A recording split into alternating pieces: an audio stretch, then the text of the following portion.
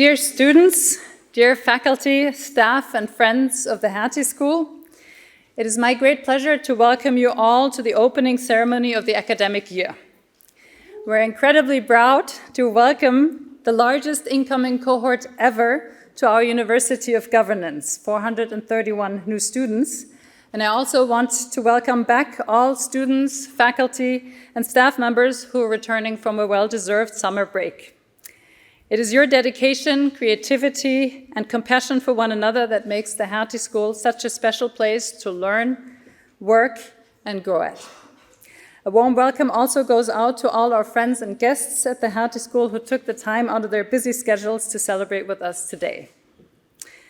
Allow me to extend an especially warm welcome to our keynote speaker, Professor Oona Hathaway of Yale Law School, and to our Wübben Foundation Professor of International Law, Violeta Moreno-Lax, who will deliver the inaugural address as director of our Center for Fundamental Rights. Before we will invite them on stage, let me introduce my colleagues from the Hertie School leadership team and ask them to join me up on stage, who are here with me today. So please welcome our Managing Director, Axel Beisch, Dean of Research and Faculty, Mark Hallerberg, and Dean of Graduate Programs, Turet Husted.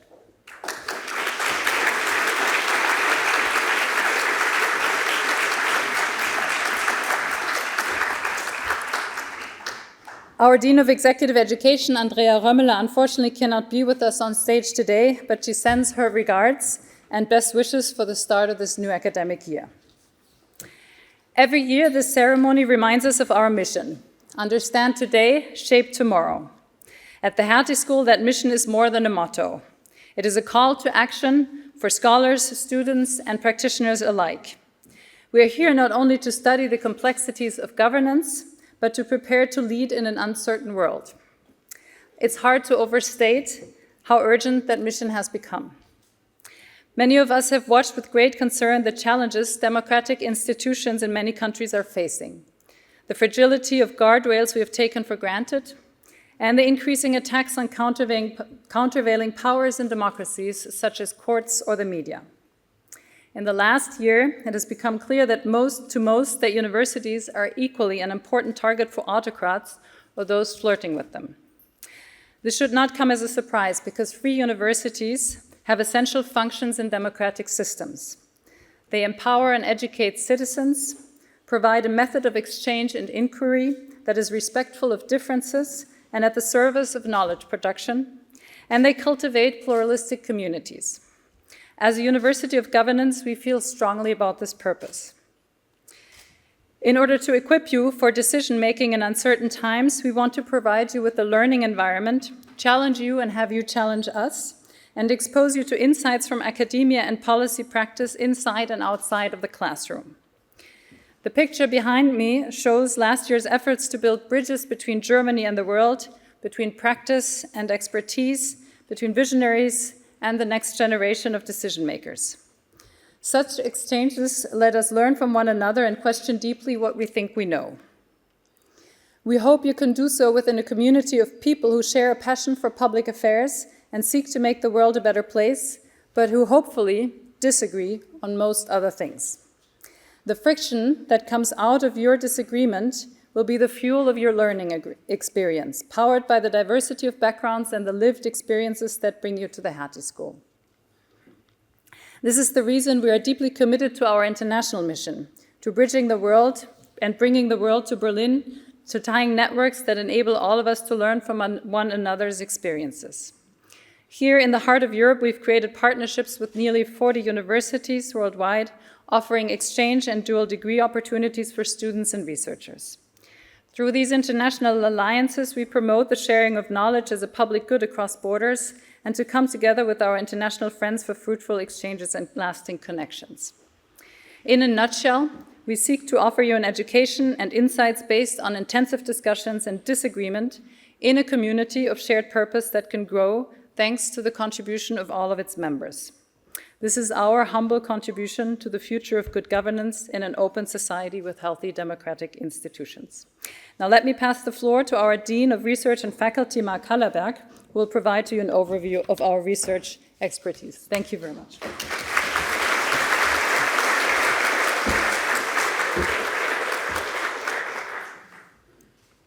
There we go. First of all, let me just say welcome, especially for those of you who are new to the Hertie School. I'm delighted to see so many of you here today. In fact, we truly have a packed house, which was not something I necessarily expected. I'm delighted to see all of you here. Well, let me just say a few words about our research, but of course the research that then jumps out also to our teaching and to the themes that we deal with at the Hertie School. We care especially about different types of grand challenges to governments, to the private sector, to the third sector, and we have different themes that we address as a school where we have expertise. We bring together many different people, be it postdocs, PhD researchers, professors, and some of the themes that you see are indeed on this slide.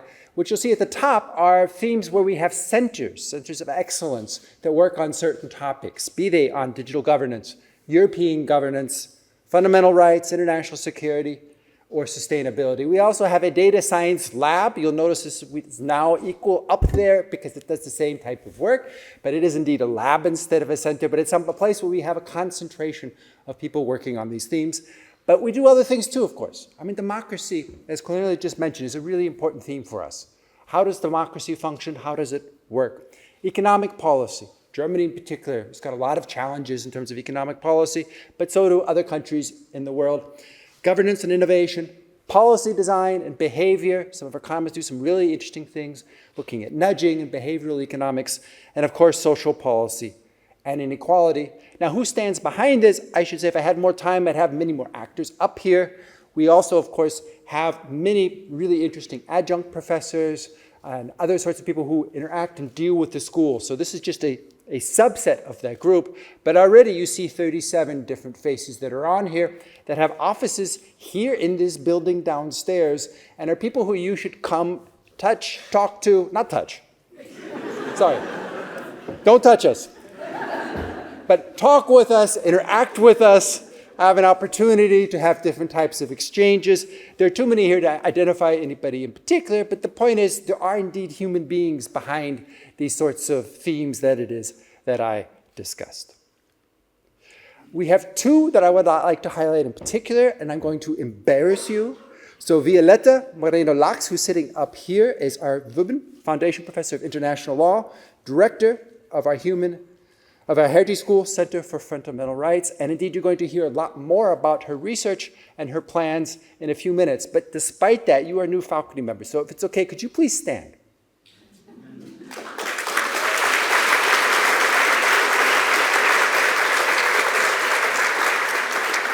Thank you, and I don't know if the two of you planned this, but Mauro Gilli, who is sitting over here, is Professor of Military Strategy and Technology. So while I had the power on this side, I want to switch over. Mauro, could you please stand up?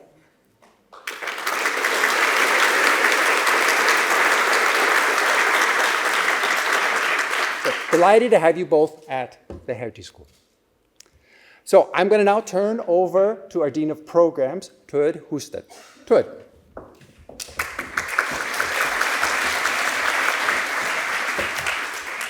A very warm welcome also from my side to everyone here, and particularly to our new and incoming cohort. I will say a few words about our students and our teaching now. So the president already mentioned that we are very happy to welcome our largest incoming cohort ever. That is 431 students. We have, and you see this here on the slide behind me, we have two programs of roughly equal size. That is the Master of Public Policy and our Master of International Affairs. And then we have two programs which are a little smaller. Our latest one, that is the Master of Data Science for Public Policy with 34 incoming students. And then we are happy to welcome 22 new students in our Executive Master of Public Administration, the EMPA, as we call it. In addition, we are very happy also to welcome our new exchange students in our various dual degree programs that spend 1 year of their master experience here with us and the other at a partner university. And then we are also happy to welcome our new PhD scholars. And all of them are 431, and they come from more than 55 countries. And we are very proud of this diversity of our student background, and we continue to work on expanding this diversity. So we are very happy and delighted to now initiate 2 new programs with partners who support us. One is a program, the African Scholars Program, together with SOS Kinderdörfer, who support students from the African continent to come and study with us. So that is starting now, and we are very happy and delighted to have this going on. The second cooperation program we are also starting now, and we are very delighted about, is with Instituto Trajetórias from Brazil, who will support students from Brazil to come and study with us. So you see, diversity is important, and we continue to expand this, and we are very happy always when we can make it easier for students from all kinds of backgrounds to come, because we want to be a diverse and accessible place to study. In addition to our students, we are also very proud of our teaching, and we focus a lot on excellent teaching. So one way of honoring and acknowledging, recognizing this is that we give out teaching awards every year. And here you see the winners from the past academic year. So we have, for this year, we had 5 winners. The first is, you see here on the slide, is the Faculty Teaching Award that goes to our Professor of Organization Management and Leadership, that is Johanna Meyer. Then we had 2 awards going out to external instructors or our adjunct faculty. One to Lea Steinacker, who was teaching a course on digital governance in our Executive Master of Public Administration last year. And one to Steve Zipperstein, who's teaching international diplomacy with us, and he continues to do so. We are very happy about this. Also, in this sort of round of teaching awards, we newly introduced the teaching award for our teaching assistants. So we have many teaching assistants supporting in particularly larger lectures in econ, also in statistics, in various subjects. So we thought the teaching assistants do a very important job and are very important also for the student experience, so they also deserve an award. And we were happy that Carolina Suarez and Jan Pranhusen made it to get or were selected as award winners. And for the students in the room, that may be particularly important. You may wonder, okay, how to select these award winners? And we select the award winners based on the student evaluations. So it's your teaching evaluations that are the basis and are crucial for selecting the awards. So please always participate in the student evaluation and have this in mind. So that is a little bit of a glimpse in our student and teaching. And with that, I would like to give the floor to our Managing Director, Axel Beisch.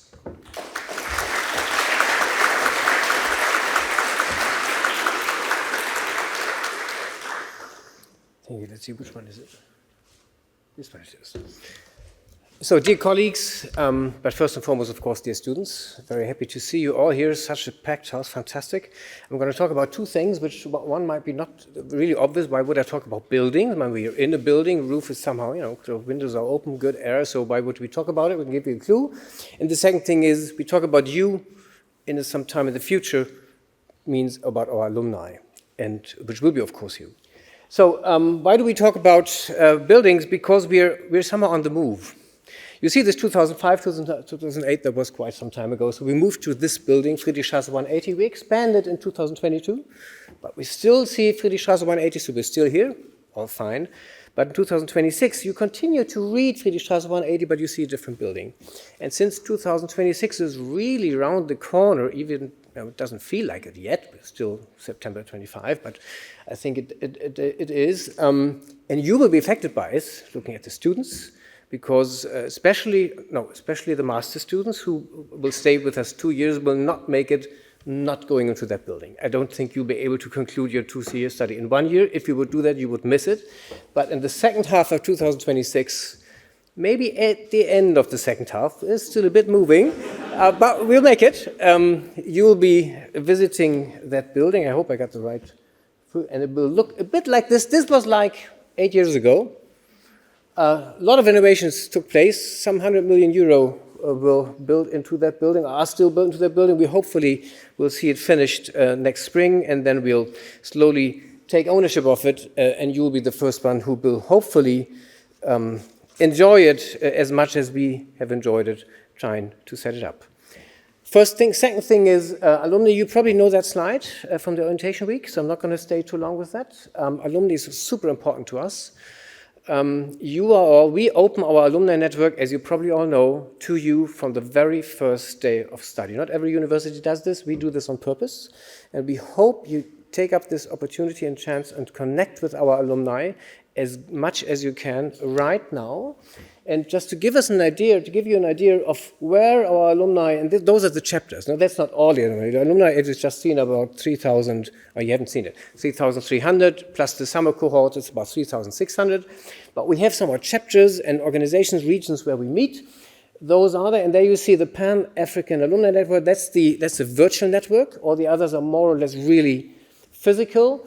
And there are 2 people out there in the world, representatives of the Hertie School, which make it even easier for you to interact. One is in India, and one will be now in Latin America. One is Nitish in India and Mariana in Latin America, also being approachable for you in case you do travel back to those countries or you do a professional year over there, etc.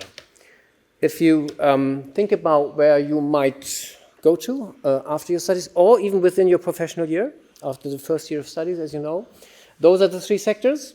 The third sector, easily, NGOs, foundations, and research and think tanks. Second sector then, or public sector wouldn't be second sector. Public sector, you see this here. And there is a slight overlap with the private sector, which is called public sector consulting. This is very often, those are colleagues who would like to work in the public sector, but see it a bit undynamic sometimes, and then rather take the route via consulting into the public sector. Very many colleagues of you do this. Get involved. You probably do all know where Ivana and Nena and myself are to be found. Very happy to have you all here. Let's be part of the big Hertie family. Thank you very much.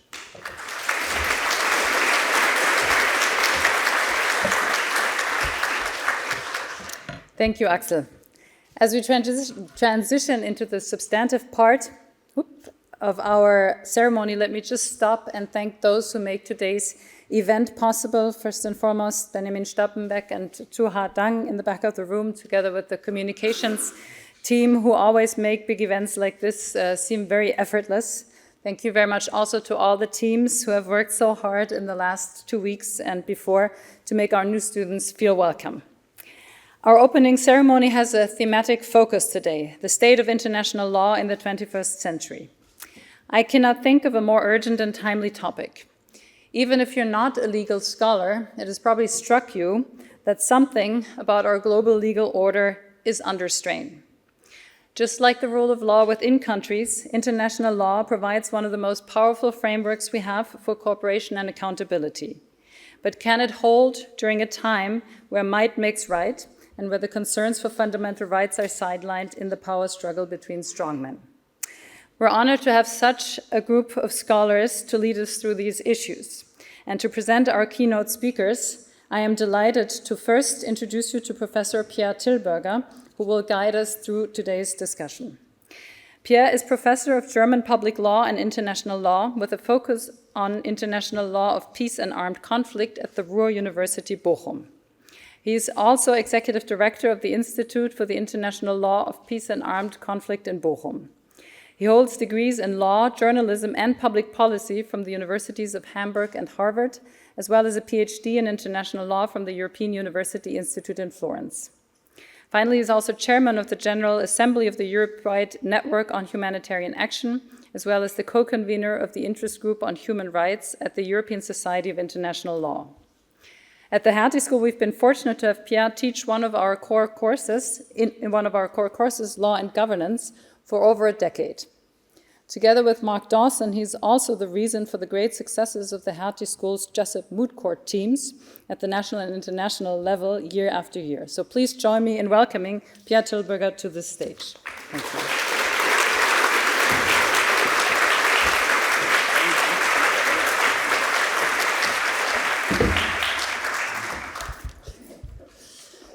Yeah, it's an absolute honor to introduce these 2 stellar scholars to you, and we agreed to keep it short, so my introduction of these very impressive people is shorter than what Cornelia just said about me.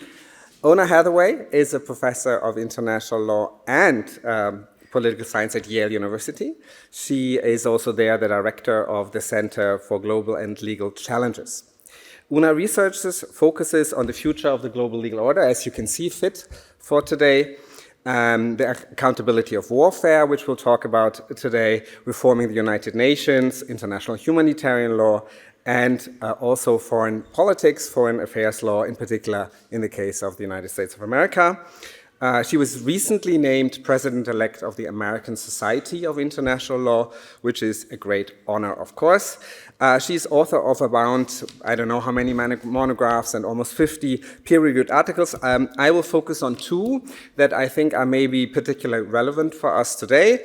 One is one of her most famous works, I would say, together with Scott Shapiro, which is called The Internationalists, How a Radical Plan to Outlaw War Remade the World. I'm sure you're coming back to that, Oona, later.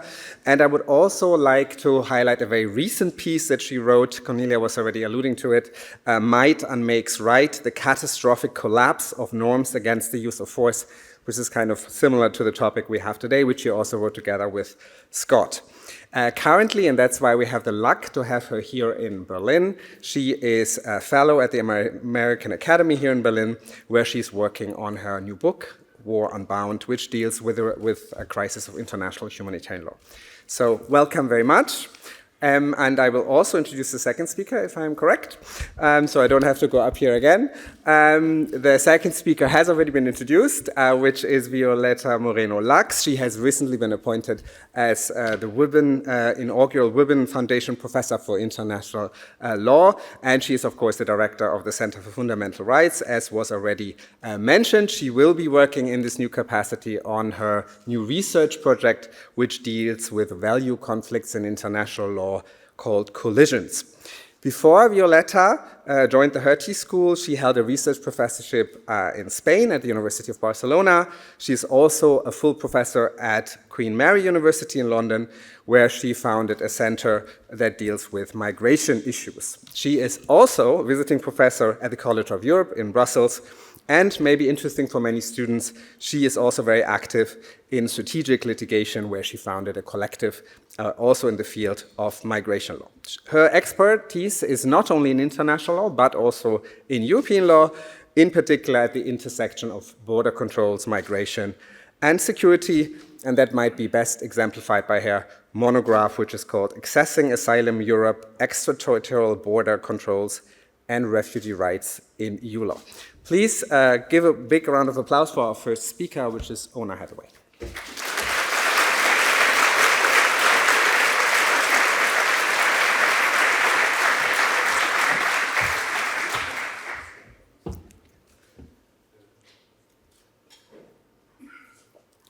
Thank you so much. It's a pleasure to be here. Thank you for inviting me here. It's great to get a chance to talk with you all, and you're so lucky to have the opportunity to study here in this gorgeous city at this amazing institution. So today what I am going to be talking about is the past, present, and future of the global legal order. This is a topic I think is on many of our minds, given all that's been happening in the world. And I want to provide a bit of kind of historical background to give us some perspective and context for the kinds of challenges that we're facing today. So my plan for today is I'm going to start with what I call the Old World Order, sort of the history, the deep background. This is what we do in academia, as we look back to history to learn lessons for the present and for the future. So we're going to go back to try to understand, how did the world look hundreds of years ago and how did it change? Then I want to talk about what I'll call the New World Order. This is the post-war world order that is embodied in the United Nations and the United Nations Charter and the prohibition on use of force, and the transformation in the global order that represented. Then I want to spend a little time talking about the recent challenges to all of that. The challenges that are coming largely from the United States, but not exclusively from the United States, the conflict between Russia and Ukraine and in other parts of the world really put this modern legal order at significant risk. And then I want to end really by asking, now what? And in a way, that's what you all are here for, is to think about how do we take the challenges that we're facing today with the understanding of the history and the context and figure out how to forge a way forward. So that's the plan for today, in 30 minutes or less. So first, let me start with the Old World Order. If you're an international lawyer, this name may be familiar, Hugo Grotius, otherwise it may not be, but there are so many things named after Hugo Grotius. There are Grotius Lectures, there's Grotius Fellowships. He is known as the father of international law. And people know him for his theory of just war, this idea that there are just reasons for going to war. But what many people don't realize is that his idea of what a just war was very different from what we would think a just war is today. So Hugo Grotius was a creature of his time, and his theory of just war was that war was a permissible remedy for wrongdoing. War was something that was totally acceptable for states to undertake.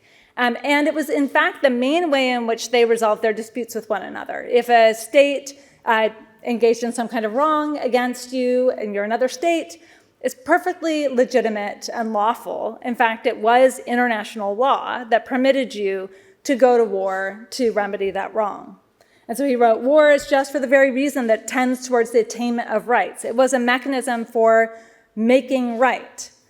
And in fact, and not only Hugo Grotius wrote this, he wrote a long treatise, but it was also what states did. So states used to issue these lengthy war manifestos, sometimes in very flowery language that would explain why they were going to war before they launched this war. And they would give their reasons. I collected hundreds of these, over 300 of these war manifestos, and read through them and categorized the various reasons that states gave for going to war. Some of the reasons are familiar. So self-defense is today actually a lawful reason for going to war under the United Nations Charter. But the rest of these reasons, you should be thinking, look kind of illegitimate. These are not really reasons that we would think today are lawful reasons for launching a war. But they were quite common reasons for launching a war, including a violation of a treaty, uncompensated harm. You did harm to a citizen, or you one of your citizens hurt a ship or blew up a ship, or took a ship or stole something. That would be a legitimate reason for going to war against the state. And this was the rule for hundreds of years. This was international law for hundreds of years. Now, the argument that I make in the book that Pierre mentioned, the internationalist with Scott Shapiro, makes the claim that this privilege to use force was kind of the central principle of the international order for that period of time. And that a set of rules kind of followed from this central principle. This idea of privilege to use force lay at the center of the international system, and all these other rules kind of followed from it. And I'm going to say a little bit about each one of these just to give you a sense of kind of how the logic of the system work together. Now, why this matters, you may be wondering, why do I care about this now? Why this matters is because the system, international law is a system. It works as a whole. And you can't just change one rule without changing the other. So what I'm trying to show is kind of what the logic was, how it changes, and then how it's under threat today. So if war is legal, conquest is legal. Conquest was quite common for hundreds of years. In fact, I've been learning a bit of German history while I've been here, and I imagine many of you will as well. And you know, we're on land that was conquered back and forth many times, and this was quite common, right? This was the name of the day. So this is one example that much of the United States was seized by the United States. This gentleman here is President Polk, who was president of the United States at the time. The legal justification for this war was not just the United States wanted the land, although the US did want the land, but the main justification, the legal justification, was that Mexico had not paid debts that it owed to the United States. And in fact, there had been a whole mediation process. There had been a determination, in fact, that Mexico owed these debts to the United States. There had been a repayment plan in place, but Mexico just failed to make the payments that it had agreed to make. And so the legal justification for the war and for seizing all this territory as recompense for the harm that had been done was this failure to repay debts. Nobody in the world blinked an eye at this because this was acceptable and ordinary practice at that time. If war is legal, then gunboat diplomacy is legal. So gunboat diplomacy, this is sort of a depiction of what gunboat diplomacy looked like when the United States showed up off the coast of Japan and essentially said, you have to make a deal with us or we're going to invade you. Essentially, they made the claim, you have to enter into a treaty of friendship with us or else. And that Treaty of Friendship required that the United States had access to Japan, it could trade with Japan at a time when Japan had chosen to be closed off from the rest of the world for hundreds of years. And it had a prohibition on engaging with foreigners, except in very limited ways on a very short period of time in one place. But the US insisted that Japan sign a treaty. Japan signed that treaty under threat of force, and then that treaty itself was enforceable through a threat of war. So if war is lawful, then gunboat diplomacy is lawful. Now, if war is legal, then there can't be a crime of aggression. So again, we're standing in a place where we have that visceral experience. After World War I, there was an attempt to try the Kaiser for launching an aggressive war, and the Dutch refused to turn him over. They said there wasn't anything criminal about what he had done. There was nothing criminal about waging an aggressive war that was lawful at the time. And if war is lawful, then states can't favor either side. Complete neutrality was required. If you favored either side, even with just trade sanctions on one and not the other, that was enough to essentially be as good as having entered the war. You had to be completely neutral. If you wanted to remain neutral, you couldn't help either side. You couldn't give any favorable terms to either side. You had to be completely neutral, or you would be seen as having effectively declared war against the side that you were disfavoring. Okay, so hopefully that sounds somewhat unfamiliar. Like, that is not the world that we have lived in. And so how do we get from there to here? There was a kind of crazy idea that emerged after World War I. There were many people trying to think about how do we end war? How do we stop this catastrophe from happening again? There are many people working on this, but one of them was just a random bankruptcy lawyer in Chicago who had this idea of outlawing war. The thought was, let's not regulate war. Let's stop all this regulation of war. Let's stop kind of figuring out how to kill one another in a more sort of civil way. Let's just outlaw it altogether, which is a kind of crazy idea. But even though it was a somewhat crazy idea, it did lead to the Kellogg-Briand Pact of 1928, which was at the time the most ratified treaty in the world. It was a treaty, a very short treaty. Essentially what it did was renounce the right to go to war, to enforce legal rights. Now, if we look at it from a modern perspective, we might think, well, what's the big deal, right? Like, of course, you can't go to war to enforce your legal rights. Like, that's a crazy thought. But if you look at it from the perspective of a world that had lived with the assumption that war was the main way in which you resolve your disputes, it's the main way in which states make right, then this is a really radical decision. It's a radical move to renounce the right to go to war. And this was an effort to try and change things. But the problem was that they had the right idea, this idea of renouncing war, but they didn't really think it through. They didn't fully appreciate how much had to change for this to actually work. They didn't fully appreciate how much the entirety of the global system depended on this idea that you could use war. And they hadn't really rethought the rules that undergird that whole system. So they hadn't really thought through the fact that there was a privilege to use force at the core of the international legal order, and all these other rules had to change if they were going to change that central principle. So what I'm going to walk you through is how does that then unravel? So if you change this permission to use force to a prohibition on force, basically everything else has to switch to its opposite.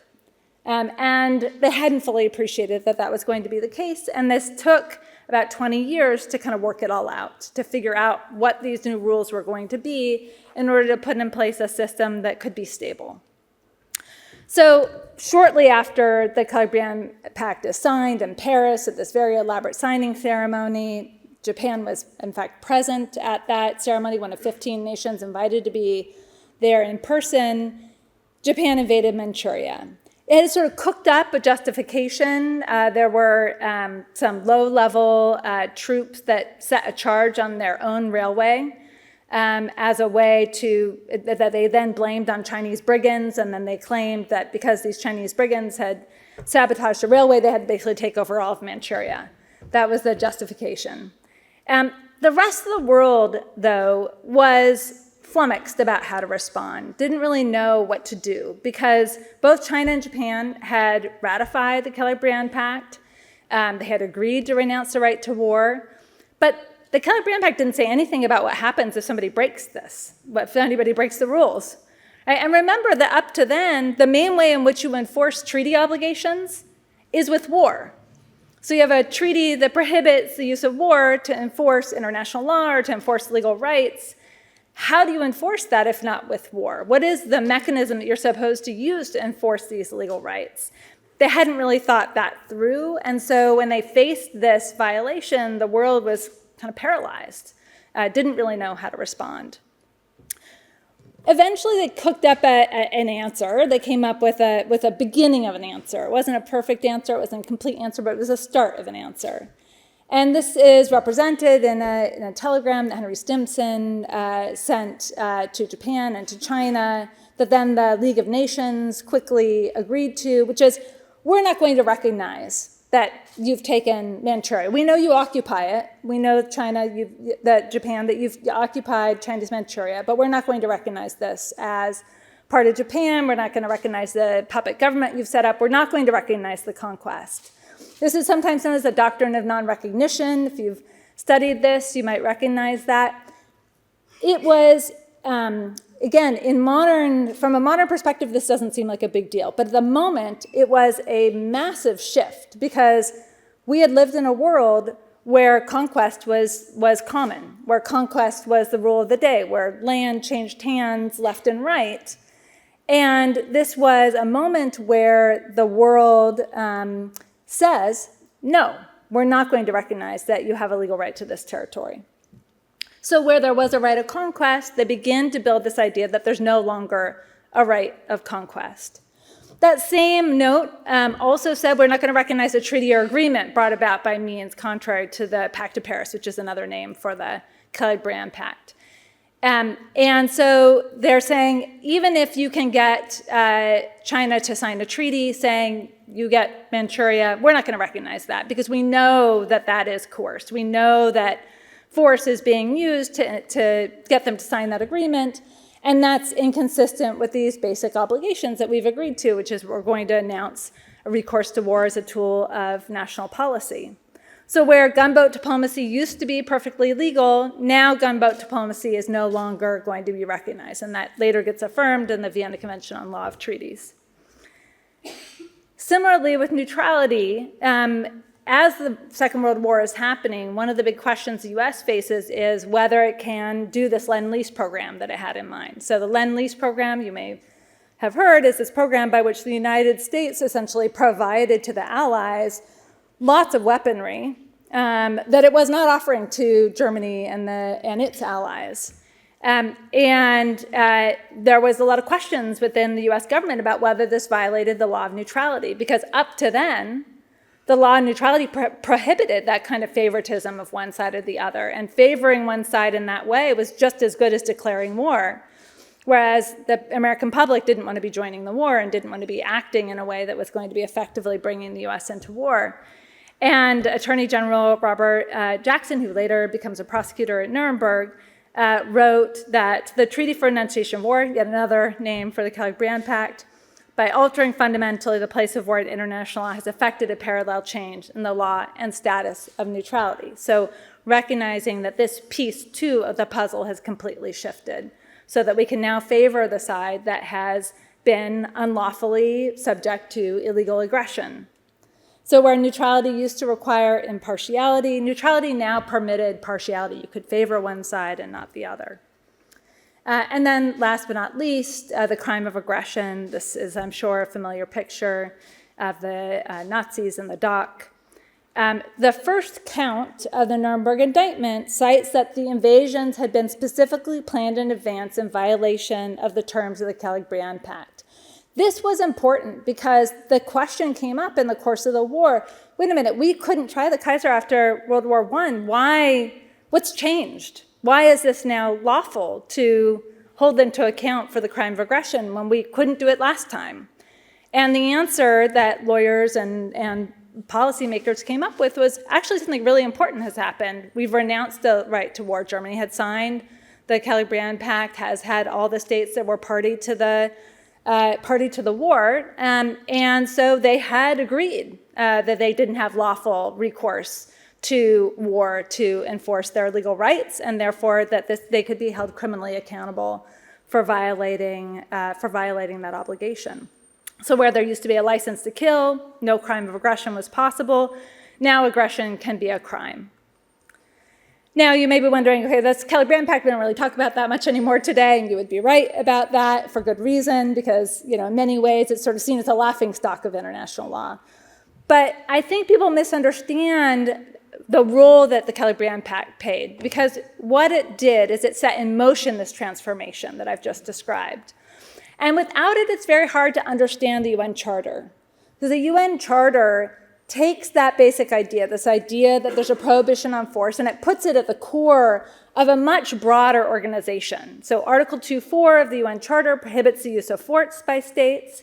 It creates a whole set of mechanisms around it that were meant to try and enforce that imperfectly, as we're going to talk about, but the goal was to create mechanisms to actually make this work. So unlike the Kelly-Brand Pact, which literally fit on a postcard, the UN Charter is quite a bit more expansive. There's significant organization built around it and efforts to try and make these legal obligations enforceable. So many people point to the UN Charter as the critical moment of change, and in many ways they're right.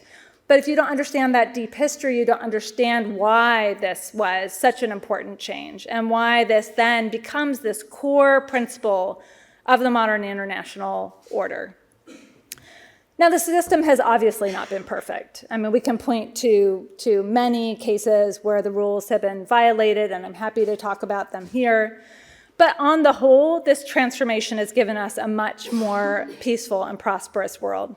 Great powers have not fought a hot war with one another. No UN member state has disappeared as a result of conquest, which if you look at the previous 80 years, states would come and go at a rapid rate because they were being conquered and recreated over time.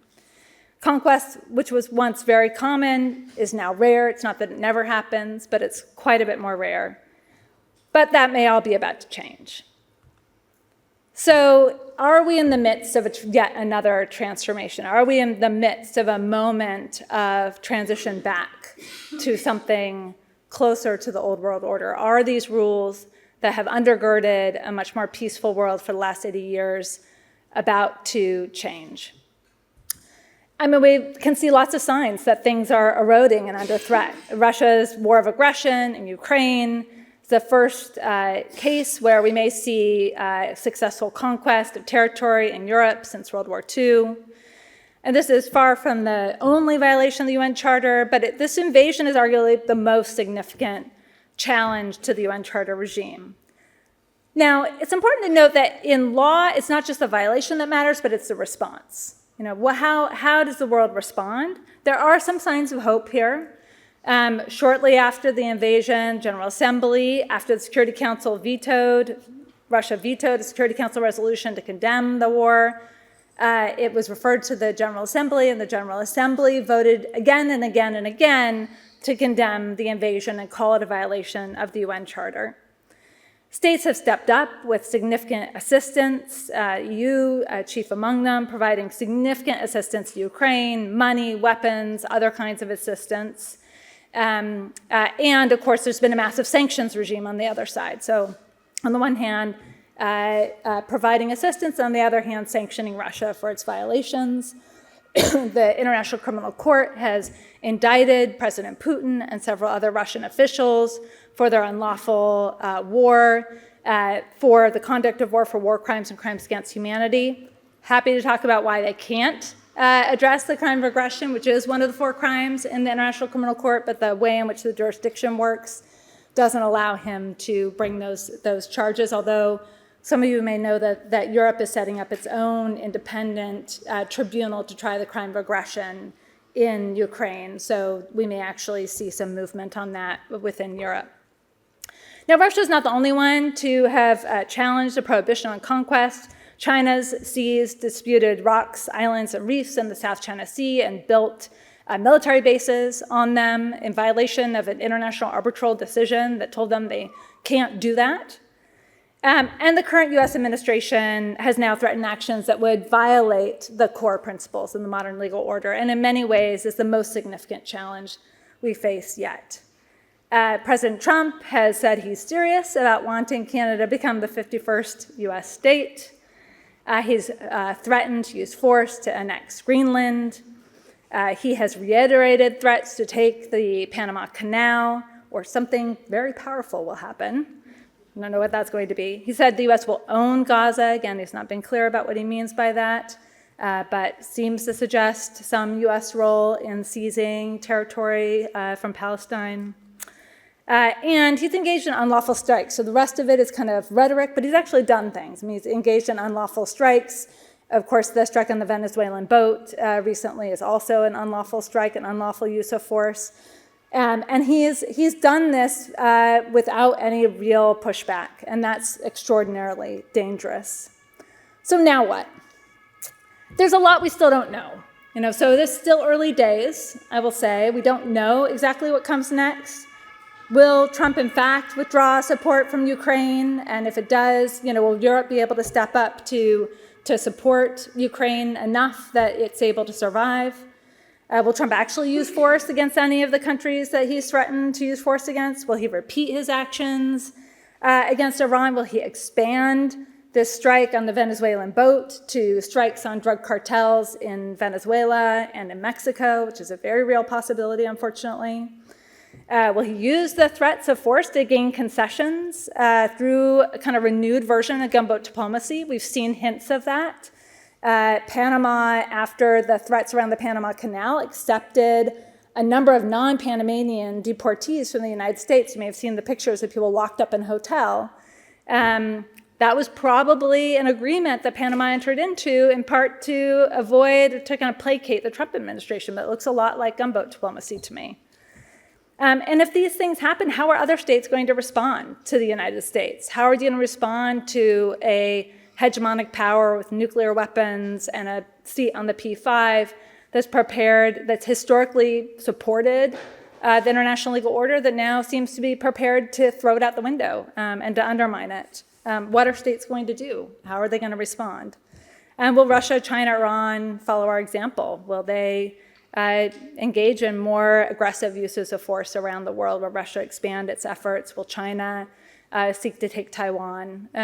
Will there be other efforts to use military force inspired by the United States? These are questions we don't know. There's also the possibility that we're going to see a kind of breakup of this global legal order and a kind of carving up of the world into regional bodies where different parts, different areas dominate, different states dominate different regional areas. So this is a depiction of what that might look like. Now, there is the question of whether Europe can step into some of the gap being left by the United States, but my own view is that while that's critical that Europe meet this challenge, it can't do it alone. It just can't. It doesn't have the power, it doesn't have the resources, and it frankly doesn't have the legitimacy to do this alone. And so the question, I know many of you come from around the world, the question is going to be not just how can Europe respond, but how does the world respond? How does it come together to respond to this threat? And is Europe prepared to recognize the failures of the past in order to be able to get other states on board? Because there's a lot of distrust of the international system, and with very good reason. And so how do you bring people on board trying to protect a principle of international law that may not believe actually applies to everyone? There is this question about whether the prohibition on force is collapsing altogether. And while this is a moment of extraordinary peril, as I said in this piece that published it for Carnegie, I think we need to see this also as an opportunity to rethink the international legal order. There have been, these core principles of the international order, I think, are extraordinarily important and have given us a much more peaceful and prosperous world. It's also the case that it's been cast in amber since World War II, and there hasn't been equal participation in the levers of power of the international order. So this may also be an opportunity to rebuild an international system that's more equitable and that involves more states in the governing of the world. So what can be done? Mid-sized and smaller states could join forces to reaffirm the prohibition on force and prohibition on territorial conquest. States could work within regional bodies to achieve issue-specific coalitions to achieve these shared goals. They might even create something like, I've talked about, an outcasting council. So while the Security Council is the only one that can authorize uses of force, states could band together to agree to outcast other states, use sanctions and other methods for refusing to do business with states that violate the international legal order. They don't need the Security Council to do that. But most of all, what we need is fresh and creative ideas. Now we need ideas for strengthening the international order, for reinventing the international order, for bringing more states into the international order. And really, that's where we're counting on all of you. As you begin your studies here, I hope you'll be thinking about these big questions. And while it might seem that this is kind of overwhelming, that it's too much for any individual to try to take on, remember that the previous legal order was built by individuals too. There are individuals like Salmon Levinson who didn't really have any kind of formal role to play, that just had this crazy idea of outlawing war and worked hard to make it a reality. So individuals with passion and ideas and a willingness to work for them can really make a difference in the world. And I hope that you will join them in doing that. So thank you so much.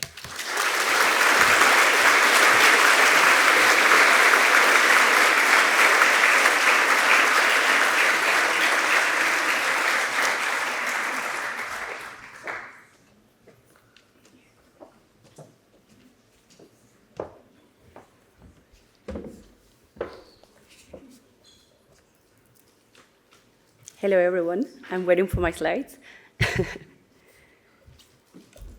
First things first, thank you all, especially the Hertie School, my new academic home, for granting me the honor of standing here in front of you today and address you these few words. Thank you also to the Wübben Stiftung Wissenschaft. I had to practice that. Thank you very much for your support. And thank you very much, Oona, for this fascinating intervention on the past, the present, and future of the global legal order. I'll take your cue in your last slide and try to come up with some creative new ideas for strengthening, reinforcing, and reforming the global legal order. And this is going to be my starting point. I'll try to present some initial thinking around the possibilities and alternative futures for international law. So this is the structure of what I'm going to be talking about. My presentation will take place in 3 steps. I will start by adding further context to the point that Oona has made on the collapse of the post-Second World War consensus regarding international law and its failure, or rather its unfolding dismantlement, problematizing certain aspects. And then I will continue by highlighting some developments that point in the opposite direction, opening up some, a few, spaces for hope. And I will finish by taking this as an opportunity for us all to transform the global legal order by directly engaging with it, following the invitation that Oona has thrown at us. So, first of all, in terms of the collapse of the Second World War consensus, besides the unraveling of the laws of war that Oona has discussed, a series of other developments signal a crisis of the global legal order. Several interlocking challenges confront us that we, the international community, of which you and me and all individuals form part, have to address. So these are complex problems ranging from ongoing conflicts in different parts of the world, including the war in Gaza, which arguably amounts to genocide in the strict legal sense, following the International Court of Justice order of provisional measures on the matter, to the Ukrainian invasion that Oona has explored, which is denting fundamental norms, and following with the climate crisis, which is posing an existential threat to all of us and to the planet at large. There are also global migration and refugee situations that require international solidarity and cooperation and creative new ideas to be resolved. So all these interlocking challenges as you will see hopefully after my intervention, have multiple dimensions, demanding interdisciplinary and cross-sectoral responses that take account of the complexity, but also the sensitivity around these issues, their systemic character, and the long-term implications that ensue. These are intergenerational challenges that you, as the current Hertie student cohort of this year and the future leaders of tomorrow, will have to confront and hopefully help to resolve. So in addition to this, there are parallel developments that also signal a crisis of the global legal order. The global legal order as we know it, the one following from the Second World War and the UN Charter that we have already discussed. There is an incomplete decolonization and ongoing legacies of imperialism that constitute one example. There is also unequal power and resource distribution throughout the globe, which together with persistent intersectional dynamics of exclusion and oppression, play a role at the domestic, regional, and global level, unraveling part of this all-important consensus that we have been discussing. These have been given rise to global movements of protest and resistance that contest the direction the global legal order is taking, including, as you have on the slide, the Black Lives Matter movement, Tax the Rich demonstrations, or the Me Too campaign, to name a few, demanding for action and a reckoning with these developments that we have seen from the Trump administrations and in other scenarios that, if we leave unaddressed, can lead to the actual demise of the global legal order as one ideally anchored in and inspired by the values of global justice. The picture, however, is quite more complex. There are multiple layers to the debate. There are great divisions within international society that play out in how the international community responds to the challenges that we have enumerated. There are powerful counter-movements that have also emerged and continue to emerge on a global scale, opposing migration, opposing taxation, or opposing so-called wokeism, which are pulling in the opposite direction. These appear to embrace opposing interpretations of the relevant norms and their underpinning value commitments, contesting whether and how the relevant challenges should be addressed. And by doing this, influencing government responses in the process. So, viewed from this perspective, the global legal order emerges as a multi-layered space of normative struggle, where different actors advance different interpretations of the rules and of the underpinning principles that govern the international regime.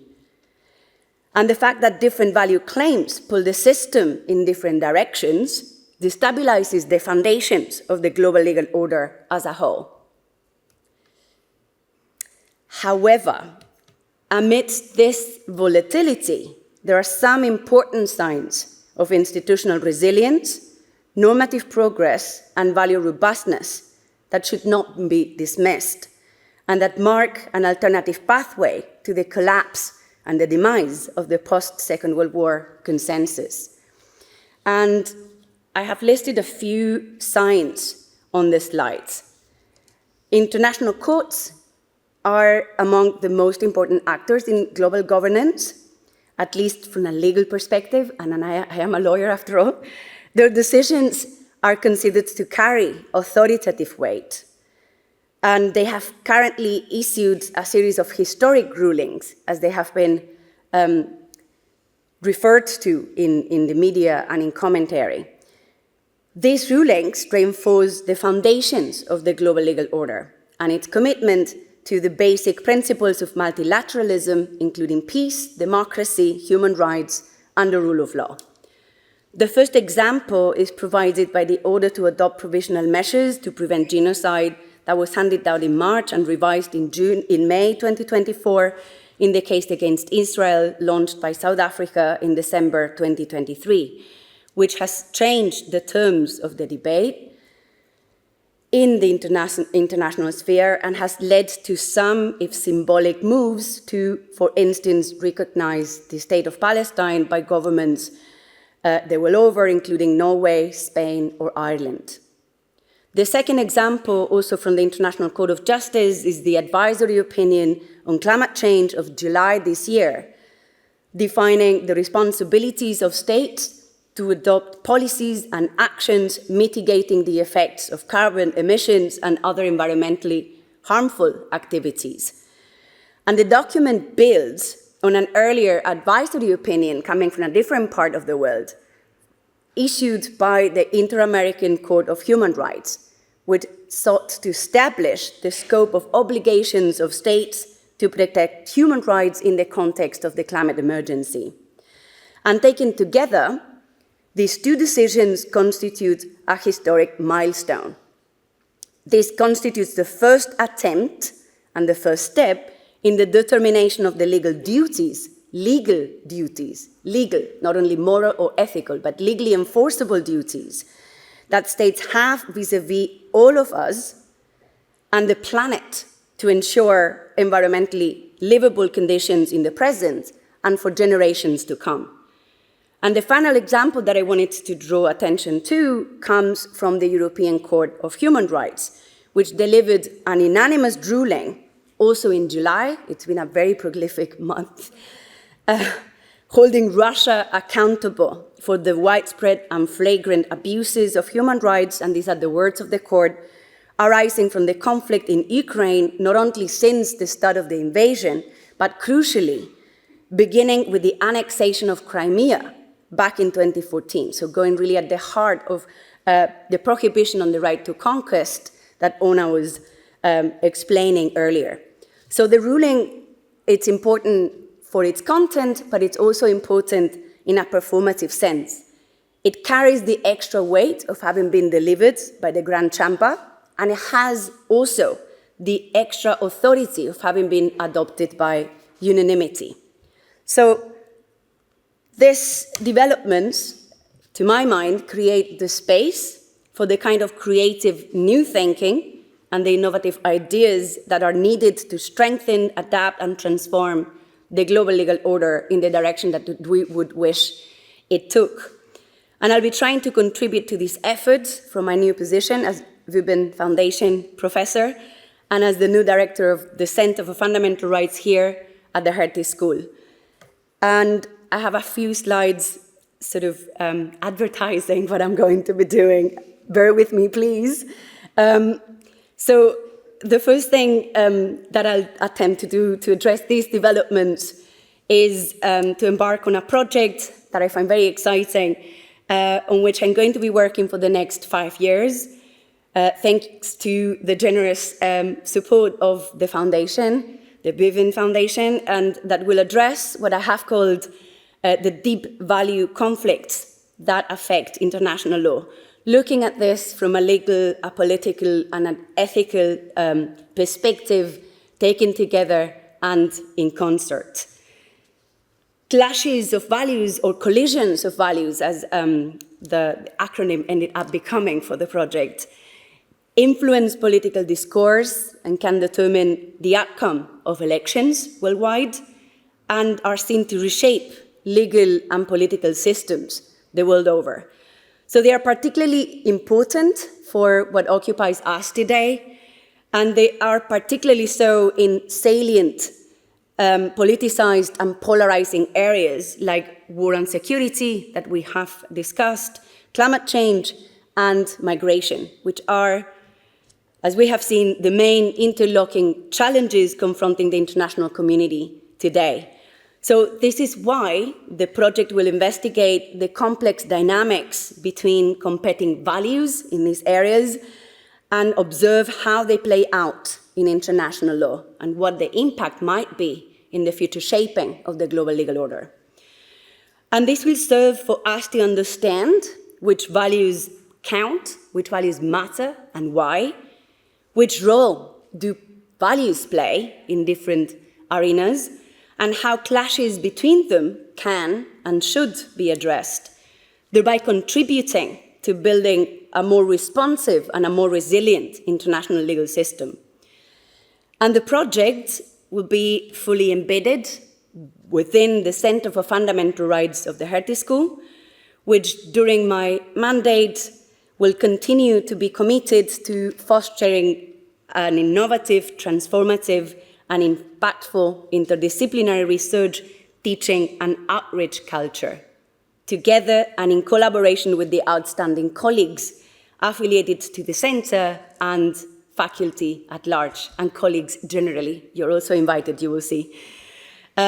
This with a view to contributing solutions to these challenges that we have identified and that risk undermining the global legal order at large, but in particular, core fundamental rights. And this, I hope, will also cement the center's position as a global leader in the field. The aim is actually for the center to offer a beacon of hope and also a hub for socially engaged and impactful research, teaching, and outreach on the key current and emerging challenges confronting fundamental rights. And we are going to be looking at a list of them, including the ascent of authoritarianism and democratic backsliding worldwide, war on security, the climate crisis, AI, and the impact of new technologies in the determination of access and enjoyment of fundamental rights, including in the area of asylum and migration, and in areas regarding equality addressed from a multiple intersectional perspective. These are the topics that we are seeking to address from a solution-oriented perspective, mobilizing all the resources at our disposal from the international legal order, but also international governance that may be relevant to provide solutions to the challenges identified. And here you have a list, a summary, a snippet of some of the projects that we are working on algorithmic justice, on human rights in times of armed conflict, post-colonial bordering exercises, and the effects generally of new technologies on human rights. These are showcased in our website, along with exciting outreach activities and events featuring influential speakers and the main stakeholders. And you can see on the slide Kenneth Roth, the long-term director of Human Rights Watch, as well as a picture with Mary Lolor, the UN Special Rapporteur on the rights of human rights defenders, who came to Hertie last term to discuss burning issues regarding their different areas and vast fields of expertise, and share with us their views on how to mold the future of fundamental rights today. So I would like to invite you to explore our website and to engage directly with us. There is plenty you can do.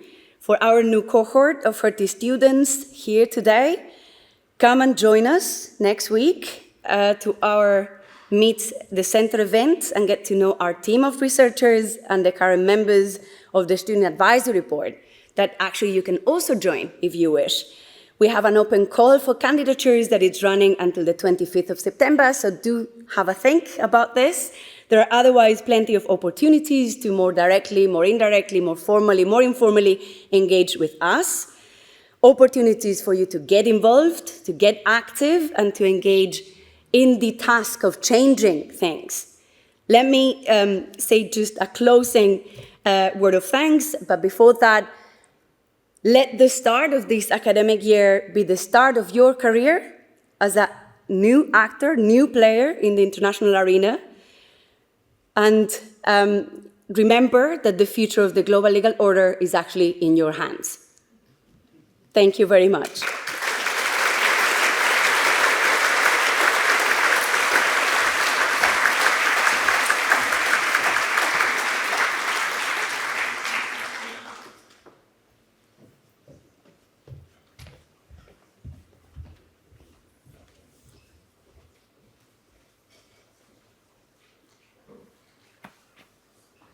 Yeah, thank you very much for these really inspiring two speeches. We will have a few questions, so I'll try to get a few more insights out of these two wonderful speakers. And then we have also time for questions from your side. And before I heard your talks, I was wondering how I would structure my questions. And I go back to the talk of Mark Hallerberg in the beginning. Yeah, you have to look now. Because he was talking about these 5 wonderful centers that the Hertie School has. And I thought maybe I try to relate each question to one of the centers. Assuming that this is an event for you students, for new students, and that probably one of these 5 topics that Mark has already outlined to you is interesting to you, because otherwise you might not have come to Hertie School. Of course, you might also be interested in data science, but I'm not asking about data because I'm a lawyer and that would just go wrong. So my first question relates to the center that we have already been discussing, which is the Center of Fundamental Rights. And you've talked about it a lot, so I'll ask a question to Oona. And it relates to courts. So the Center of Fundamental Rights has a lot of research projects about courts, about the European Court of Human Rights, about the International Court of Justice, so the Court of the United Nations. And in my observation, the role of the International Court of Justice is also changing. It used to be a place where states went if they wanted to have a dispute settled peacefully. Now, that's not anymore, and actually, Violeta has already talked about this a bit, what the role of the International Court of Justice seems to be now. You talked about these very influential decisions, advisory opinions on climate change. Let me give you another example, which is this occurrence of state interventions. So you are aware what it is. Let me just explain. It means that all of a sudden, states come to the International Court of Justice and say, this is a case between 2 other states, but I want to make a statement on it. So think about the Ukraine-Russia case. We have more than 30 state interventions where other states have stood up and said, I want to be heard on this matter too. My position is this. I'll take a side here too. And that is something that is very, very new. We could have other examples as well, the very extensive interpretation of clauses, for instance, Article 9 of the Genocide Convention, which Violeta already mentioned. So the states seem to invite the court seems to invite cases, and the states seem to also want to talk to the court. So the question is in this new legal order, or in what you have described, is there also a fundamentally new role for courts, in particular for the International Court of Justice? Thank you for that question. I do think there's something very exciting happening right now with the International Court of Justice. So you've mentioned a couple of examples. One of the doctrinal innovations that the court has adopted is this idea, and this is going to sound like a very daunting term, but erga omnes obligations. I'll explain what that is. So the International Court of Justice has adopted this idea that if a treaty creates rights that are owed to everyone else who's a party to the treaty, then any state that is a party to the treaty can bring a case in front of the court for a violation. So let me give a specific example. To go back to the South Africa v. Israel case, that's how the case gets into the International Court of Justice. You might wonder, why in the world this is South Africa bringing a case against Israel? Like, that doesn't make any sense. Do they have somebody who's being affected directly by the genocide? No, they don't. The reason they're able to do that is because the Genocide Convention creates a prohibition on genocide. And every state that's party to the Genocide Convention has an interest in every other state who's a party to the Genocide Convention not committing genocide. And the convention also has a provision in it that says that if there's a dispute between the parties to the convention about matters under the convention, that any state can bring a case to the International Court of Justice. So it gives you jurisdiction in the ICJ. All of a sudden now, every state that is party to the Genocide Convention can bring a case against any other state that's party to the Genocide Convention for its violation.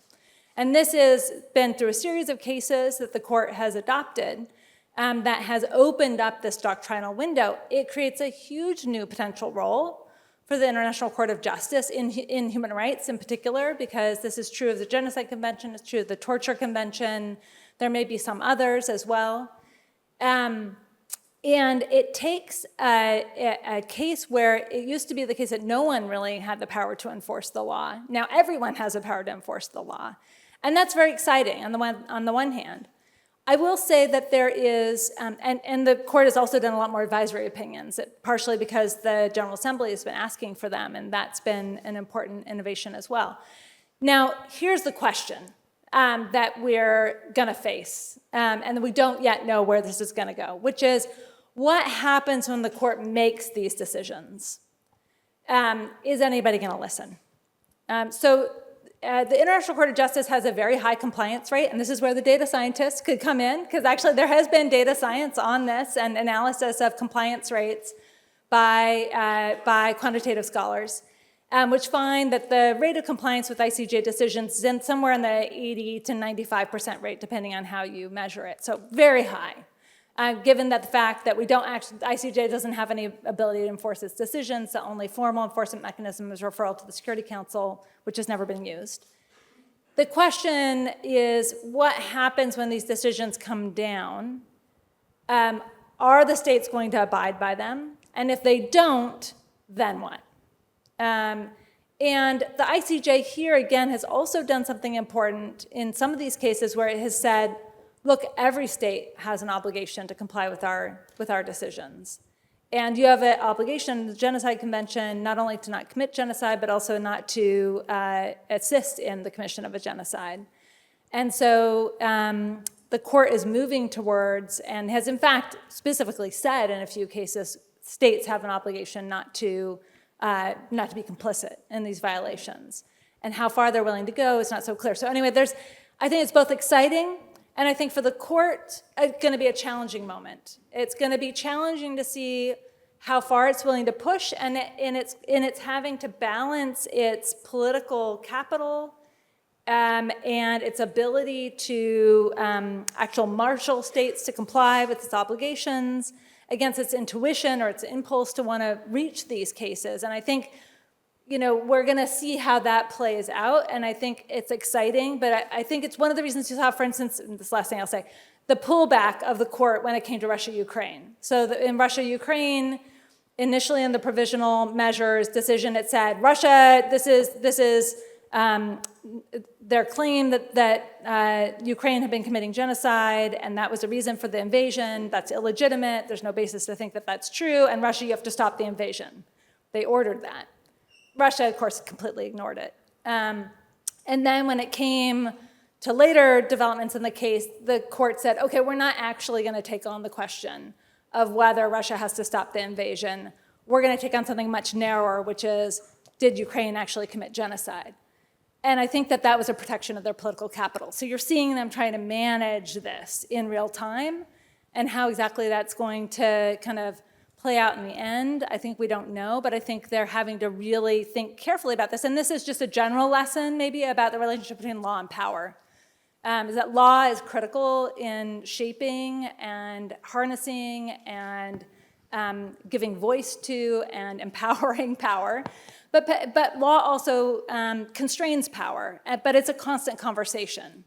And it's not a one-way conversation. It's constantly in play, and I think we're seeing that when it comes to the international courts. That's more than you wanted to hear, but anyway, I have lots of thoughts about this question. I have a law review article on this question if anybody's interested. So. I'll ask you the next question, unless you want to add something very... I did have some comments. Okay, so the next topic I wanted to raise is Europe. The Jacques Delors Center works on that. I think Oona mentioned very rightfully that we shouldn't be too Eurocentric. Not at this school. We have a huge student population from outside of Europe, but let's talk for Europe for 1 second. I think we often hear Europe has to now step up. And my question in short is, what does that mean? What does it mean? Europe has to step up. Europe has to now fill the gap that the Americans have left. I think you've said very rightfully, I would agree with that. It's not about replacing the US. Europe can't do that, doesn't have the legitimacy, as you said. It should more complement that. But the question is how? So one thing seems to be fairly obvious, which is military defense and the spending in that. And we've seen this in most European states over the last month, how this has been increased. But my question is to you, Violeta, given that you are really an expert, as I said already in the introduction, not only in international law, but also in European law, what is the EU and European states, what are they supposed to do, apart from spending more money on defense, to complement this leadership of the US? Easy question. Right, yeah. If I had the secrets, perhaps I would be somewhere else if I had the answers to that. I mean, first of all, thanks a lot for the question. I was actually taking notes on my response to the other question, but never mind. So Europe, I think it depends on which Europe do you refer to? Is it the European Union only? Is it the Council of Europe? Is it both? Is it courts, institutions? Is it the civil society? Is it a combination of all of the above? And I suppose depending on what configuration of Europe we mobilize, the answer and what stepping up might mean will be different. But if we are focusing on the European Union, which is what I think that you were thinking about, also drawing from what Oona was commenting on in the final slides, I suppose, the unraveling of NATO might be an opportunity to build up its own defense effort independently from, or I don't know what kind of amicable terms it might be with the US. These had in the past been prevented by a number of different forces, but including the opposition by the UK. The UK is no longer, after Brexit, a member of the European Union, so there might be a number of factors that in conjunction might allow the European Union to sort of step up in the defense sort of sense of the word. But I suppose it could also cultivate soft power. I mean, the European Union has taken pride in cultivating this approach that they constitute a normative power and that they are the promoters of peace, democracy, human rights in the world. The manner in which it is engaging with third countries could be conducive of building one of these coalitions that Oona was mentioning, and could be fruitful as a way forward, not only within the European sphere, but in the UN level as well. So I think there is an opportunity for Europe, in whatever configuration, to mobilize from the bottom up, from the top down, from the sides, and bring about this broad coalition, including other countries and entities from around the world and different regions, to step up to the challenge, as we were saying.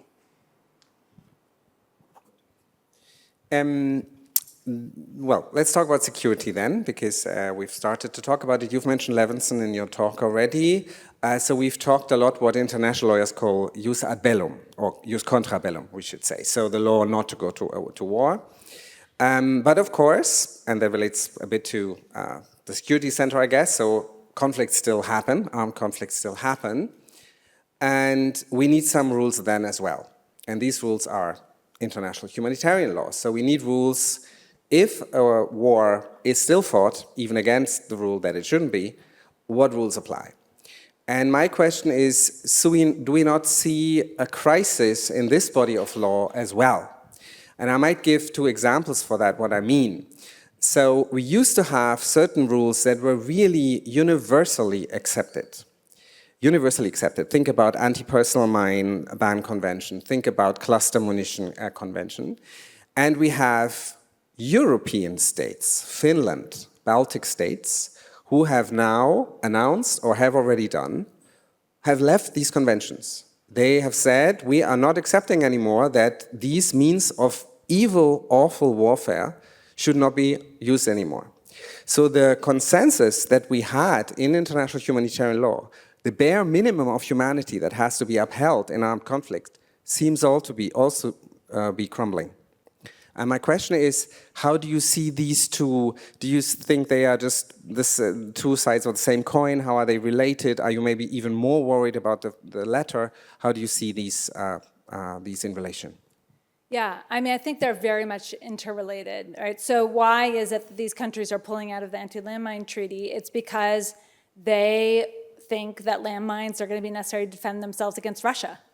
And so that's what they're thinking. They're thinking this is they need to be able to use these as a bulwark against an impending Russian invasion. Why are they worried about that? Because for the obvious reason that Russia has been engaging in aggressive behavior against its neighbors, not just Ukraine, but Georgia and elsewhere. So they see this as a real provocation, a real possibility, and they feel the need to respond by withdrawing from these really important conventions. The Cluster Munition Convention, too, has been under pressure. The U.S. has been sending cluster munitions to Ukraine, which has been using them to defend itself against against Russia, which, again, deeply problematic, and they claim they're using it only in non-civilian areas, but whatever, it's still in violation of international humanitarian law. I think this is my new project, I will say. So I'm in the middle of writing a book. Tentative title is War Unbound, and the question I'm asking is very much the question you're posing, which is, after World War II, we created a set of rules. The central idea of those rules, reaffirmed in the additional protocols in the 70s, was that civilians should be insulated from the worst violence of war. And this is what's called the principle of distinction. So this is the idea you don't engage in violence against civilians. And the rules are really set up to try and protect civilians from violence for obvious reasons. And one only needs to open a newspaper to see that those rules are just being broken left and right. We see civilians bearing the brunt of the conflict in Gaza, in parts of Ukraine, in Congo and Sudan. I mean, throughout the world, civilians are really suffering in war.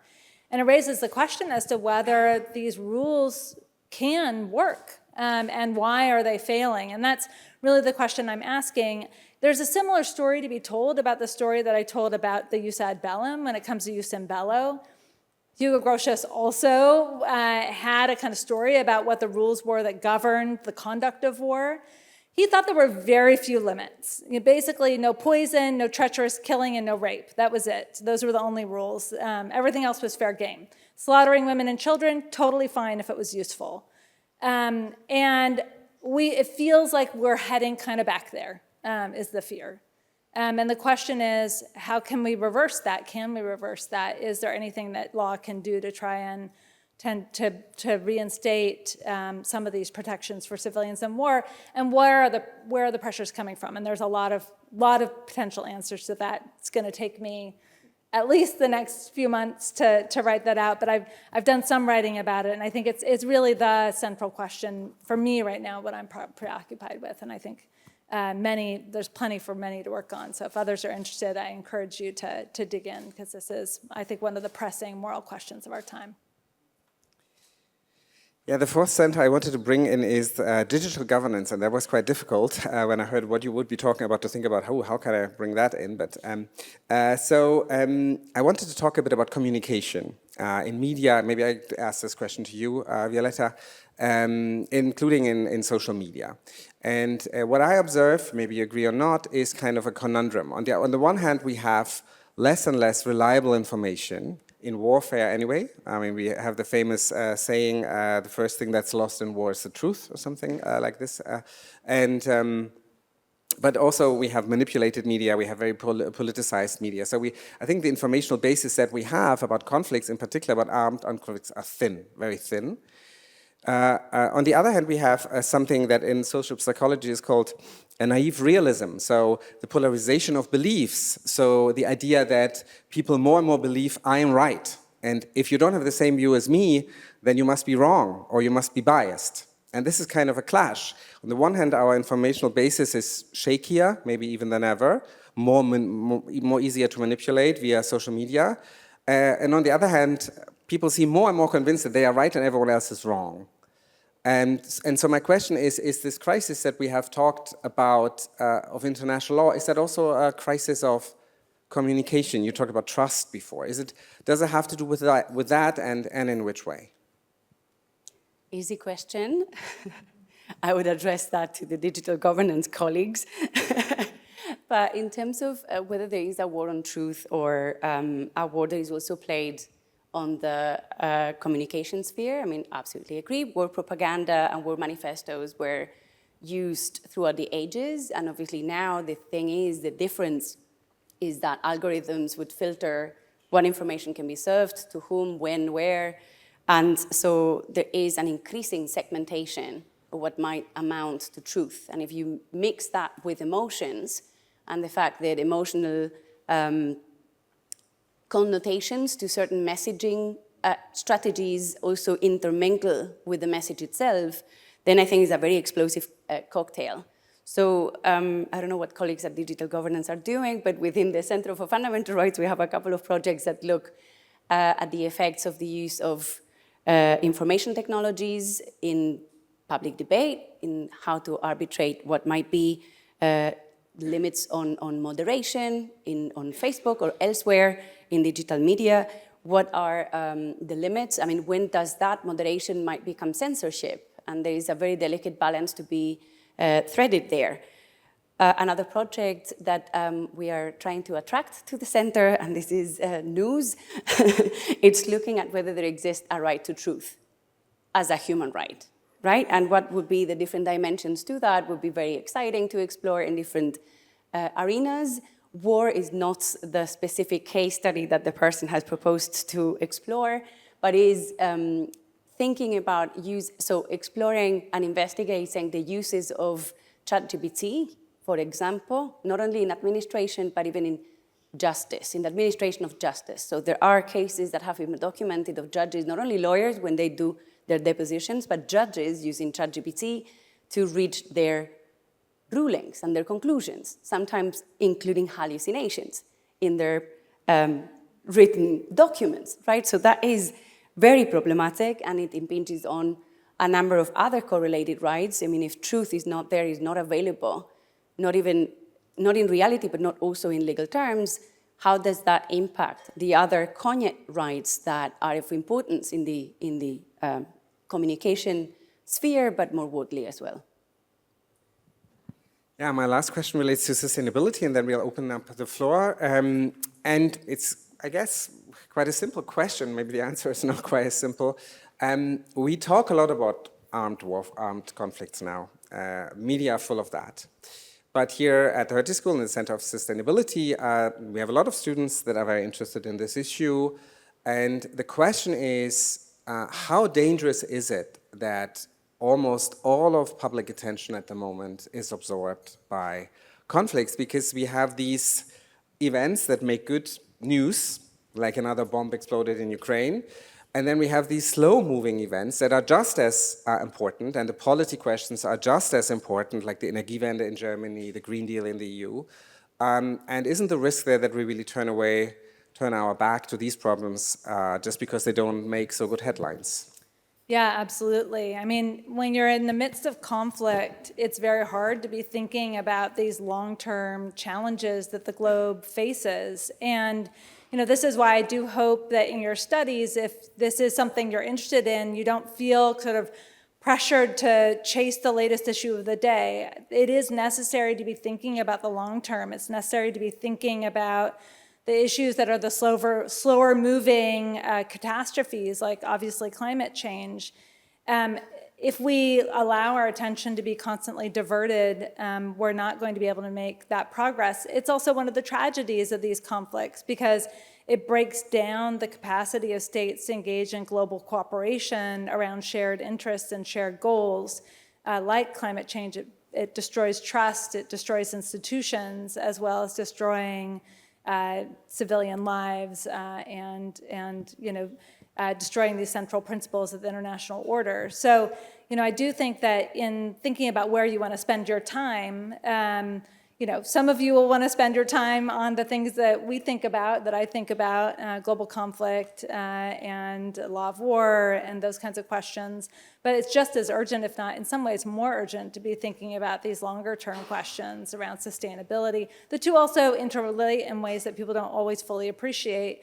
The climate impact of these conflicts is something we don't tend to talk a lot about, but the just destruction of the environments of the places where these conflicts are happening is something that I think is an underappreciated problem that is going to be a generational problem even once these conflicts end. So yes, I mean, I think you're right, and all that I can say is I hope that there are people who are continuing to work and think on those questions, because if we don't, we're going to find ourselves really in a terrible state, and we need people to be thinking about the slower moving catastrophes that in many ways could be even more, you know, have even more significant long-term consequences. Yeah, thank you both for being also so concise and short in your answers. So we hand over the microphone now to you. I want to make 3 quick announcements. First of all, a question is a question and not a comment. So if you make a comment, at least raise your voice at the end of the comment, so it seems to be a question. No, serious. Ask questions, please. Second point is please say your name and how you're affiliated with Hertie very quickly at the beginning of your statement. And thirdly, please keep your questions short because I'm sure there are many questions and there are probably many people who want to ask them. So, who wants to ask a question? Where are the microphones actually? Maybe just there. We move from there to there. And of course, students get preference over professors. I think you're aware of that. So thank you so much for the, I would say, fantastic speeches. I am Dario, and I am an exchange student here at Hertie with the MPP. And my question is pretty straightforward. I've been taught that, of course, there are treaties and conventions in international law, but there is also customary law, and there is also jus cogens. But jus cogens is based on the consensus, on the opinio juris. Is there still place in the current international order for the notion of jus cogens? Or is it just a scholarly reflection? How do you see, and the question is to the three of you, how do you see the future of jus cogens in the behavior of the states of nowadays world? Thank you so much. I can say a brief word. So jus cogens actually doesn't necessarily rely on opinio juris. Jus cogens is a non-derogable norm of international law. That means that it's a norm of international law the states can't choose to violate.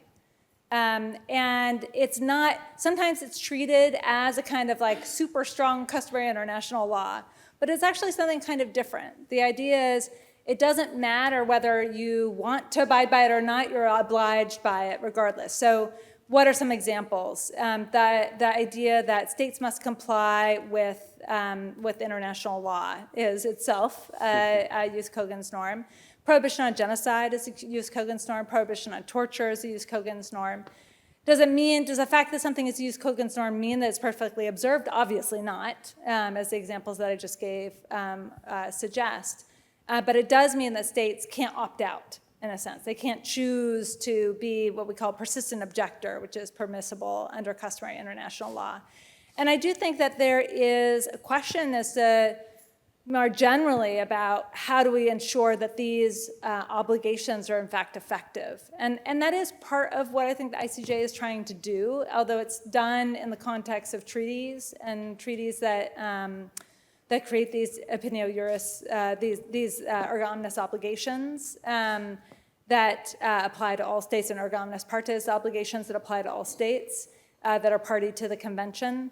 But yeah, one of the big challenges for international lawyers is how do we enforce the rules that we have, particularly the most important ones. And the jus cogens norms are in many ways the kind of heart of international law. And this is where courts play a role, states play a role, civil society plays a role, individuals play a role, state governments play a role. It's a project for everyone. I just would like to add one thing. I mean, it's true that what makes jus cogens or customary law generally is the combination between opinio juris and sustained state practice. What I would claim is that we do see violations, so there is no sustained state practice in regard to, I don't know, the rule of prohibition of torture or the prohibition of genocide. But what you do not see, it's a clear change to opinio juris. No state around the world would ever justify or arrogate to itself a right to torture. What they do would be presented as something else. So if you think of the Bush administration, what they were doing in Guantanamo Bay would be presented as enhanced interrogation techniques, right? They would never say we're torturing the prisoners and we do not arrogate to ourselves a right to torture. So, and I think that is significant, and it's a bit more nuanced and a bit more subtle than just saying practice demonstrates that the rules are not valuable and they don't carry any weight anymore.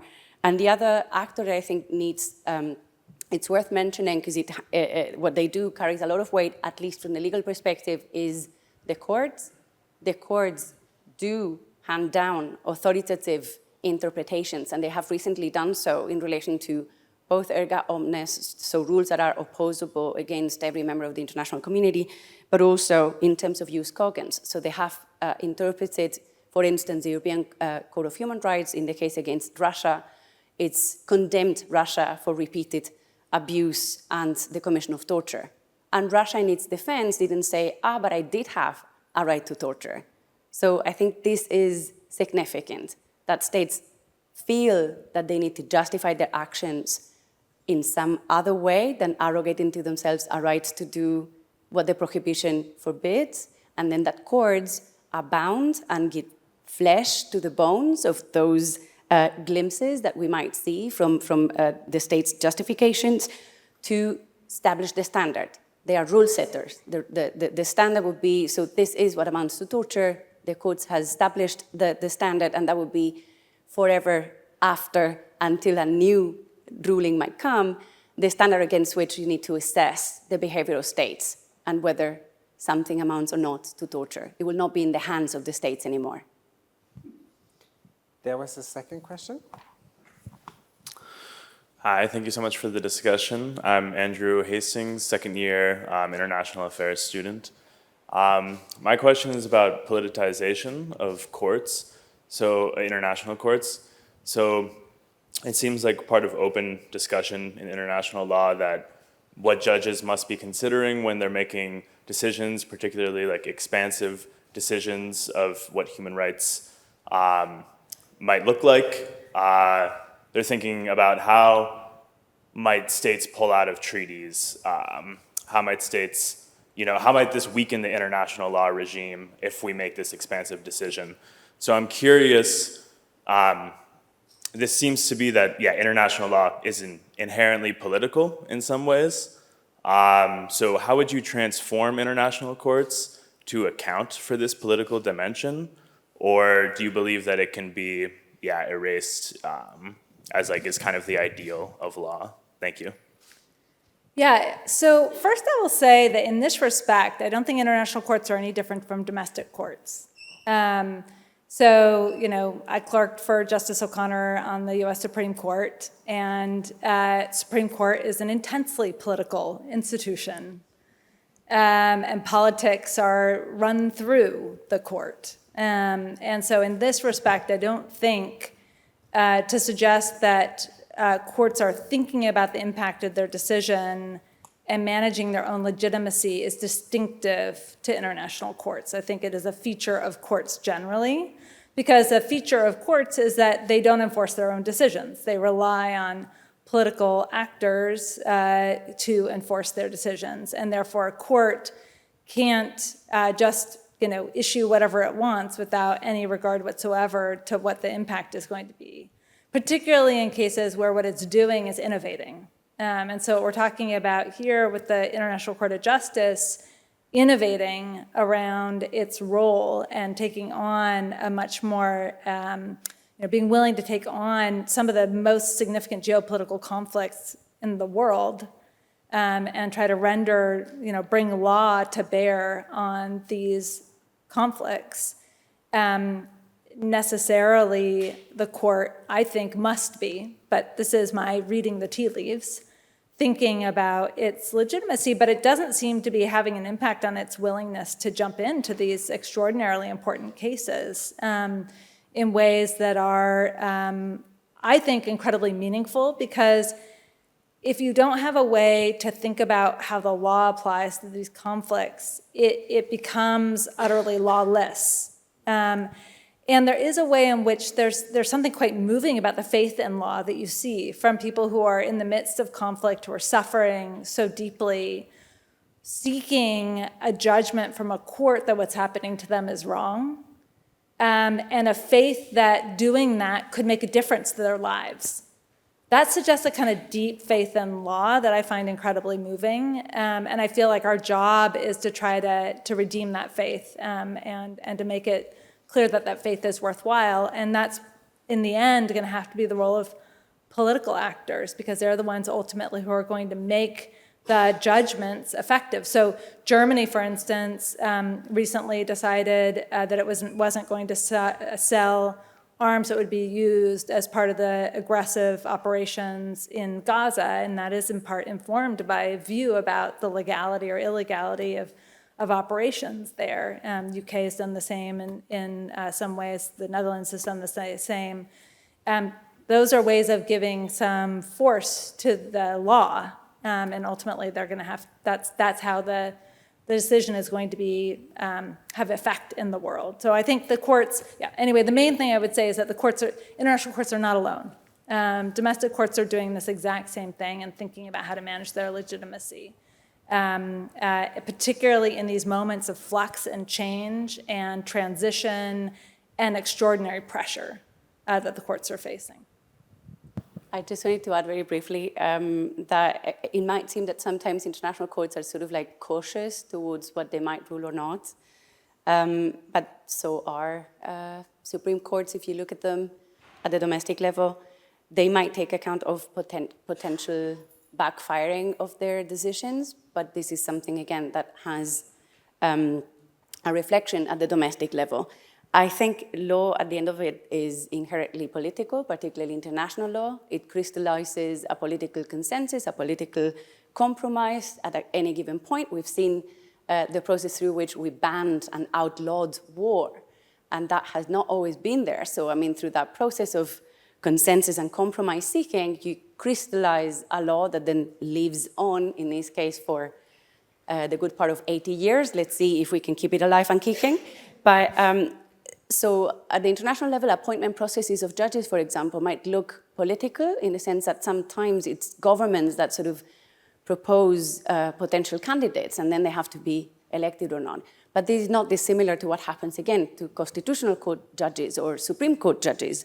And at the end of the day, they need to discharge their functions with integrity, impartiality, and without taking color from any orders from any government. And I wanted to just point to a specific case regarding the vice president of the ICJ, whose position is being looked at because she has been accused of impartiality, particularly in relation to the case against Israel. And we might see for the first time a judge of the ICJ losing their job. We'll see. I mean, the process is currently ongoing. And sometimes this cautiousness that we see on the part of international courts might be somewhat strategic to make things progressively more palatable, and we have seen that, for instance, in relation to climate change. So we started off with timid duties in relation to prevent carbon emissions of this or that magnitude, then encapsulating the polluter pays principle, then seeing that it doesn't really work, so you need something a bit more robust to confront non-compliance. And now what we have seen is really a treasure. I mean, if you read the advisory opinion of the ICJ, and if this actually materializes in the world, it would be revolutionary. And what they have done, I think, is to wait for the right moment and build and join forces with other regional courts. And so they very much team up with the Inter-American Court of Human Rights that had a previous series of opinions going in the same direction, and then buttressing and building more international buy-in for the decision of a regional court. And so I think this is what we need to look, the longer term. I mean, if you just take rulings as a snapshot in one specific point in time, it would probably not tell you very much about the trajectory as for how we got there and what is it that will ensue. So I think it's important to look at this in the longer term. There were several questions here. Yeah? In the back as well. Hi, my name is Ace Chowdhury. I'm a first-year MPP student.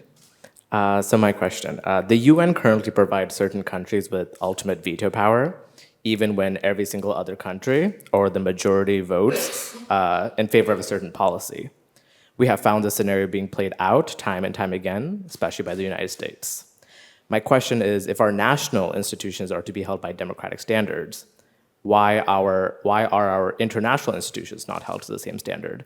And I wanted to hear more about your thoughts on this idea of the Outcasting Council and their potential or role in being able to change the world order. Thank you. Yeah, I mean, this is one of the structural features of the United Nations that was just badly thought through, is the honest truth. I mean, it's clear why they did. So there's 5 permanent members of the Security Council, and each of them has the power to veto an action by the Security Council, and only the Security Council has the ability to order enforcement action. So basically this means that these 5 members can stop the UN in its tracks when it comes to enforcement. The US has been exercising its veto to prevent any kind of response to the horrors in Gaza. Russia's been using it to prevent any action to its invasion in Ukraine, and used it before to prevent action on the horrors that were happening in Syria, for instance, just to give a few examples. The problem is that the UN Charter not only creates these 5 members who have a veto, but then it gives them a veto over any changes to the Charter. So if you're going to try to change this, it's highly unlikely to happen. There's lots of talk about it every few years. There's a debate about UN reform, and everybody says we should change the veto. And then we have a long conversation, and then everybody's like, well, wait a minute, we can't do that. And it sort of like ends up going in circles. I think what is most so this is where the Outcasting Council idea comes out of, in part, is, well, how do we do an end run around that? There are ways of creating bodies that have enforcement tools, like economic enforcement tools. The Security Council is the only one that can mandate sanctions by UN members. It's the only one that can authorize the use of military force for non-self-defense purposes. But states can choose to engage in enforcement actions through economic means on their own. And so an Outcasting Council could pool that power of states to actually create more consequences for states who violate international law. And I think smaller states often feel like, well, this power, sanctions, there's no point in putting in place sanctions because we're a really small economy and, we're not going to have any impact on somebody like the United States or Russia. But if you pool a bunch of states and their power, you could have much more of an impact. And so that's where the idea is coming from. The other thing I will say is that while formal reform of the UN is, I think, a non-starter, at least when it comes to really doing something serious about the veto, there is what I've written an article about non-amendment reform to the UN. And this is reform through practices and expansion of the role of the General Assembly. And I actually think there's a lot of promise here in growing the role of the General Assembly, where every state has a vote. So all 193 states that are party to the UN have a vote, and they have an equal vote in the General Assembly. It's the one equal organization at the UN. And there has been some effort to try and further empower the General Assembly. There's something called the Veto Initiative that was put in place after Russia's invasion of Ukraine. That is a resolution that says if a P5 member vetoes a resolution of the Security Council, automatically gets referred to the General Assembly for debate. And that's how all these resolutions against Ukraine got referred to the General Assembly, and that has had an impact. Those kinds of innovative steps, I think, are very promising.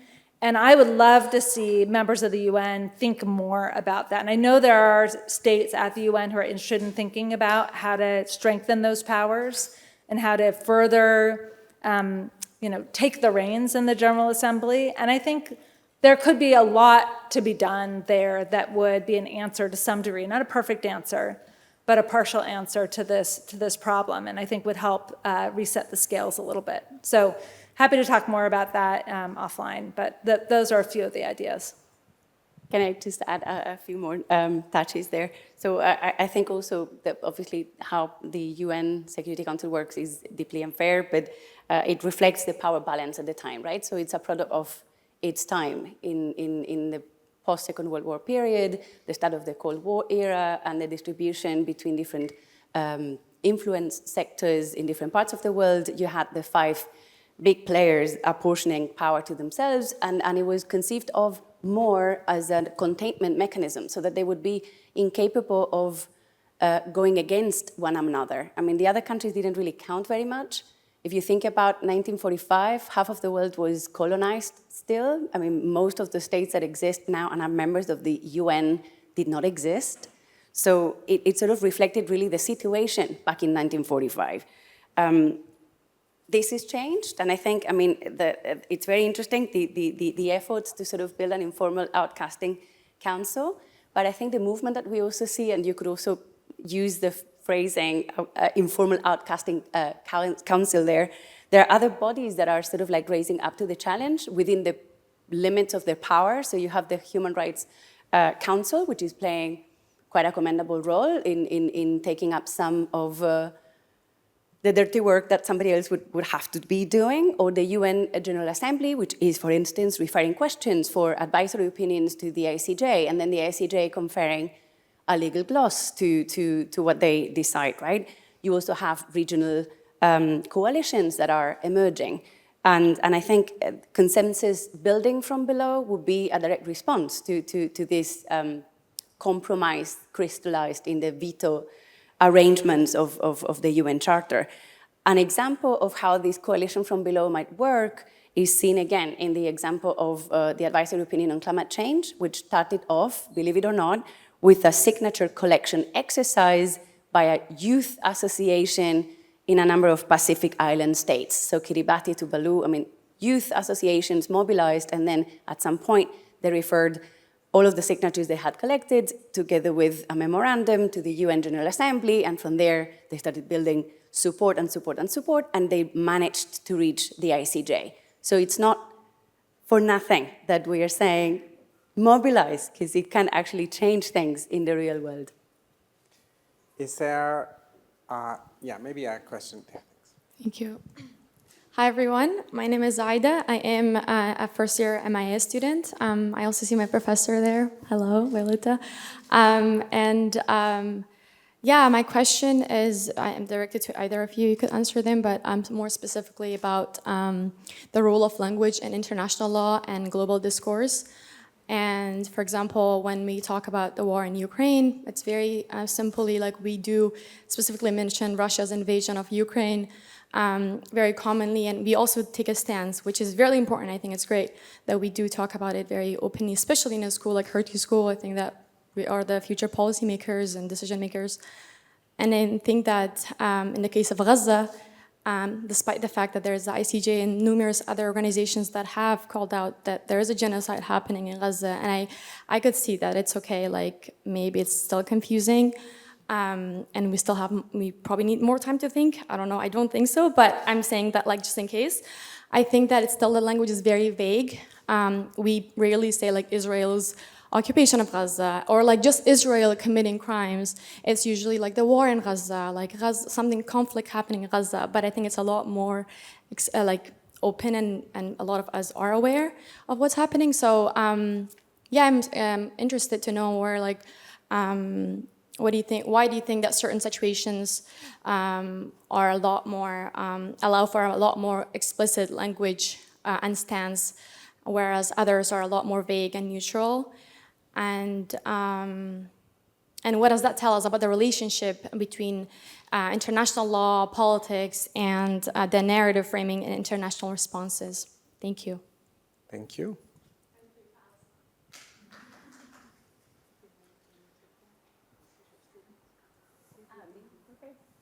I was still like trying to think.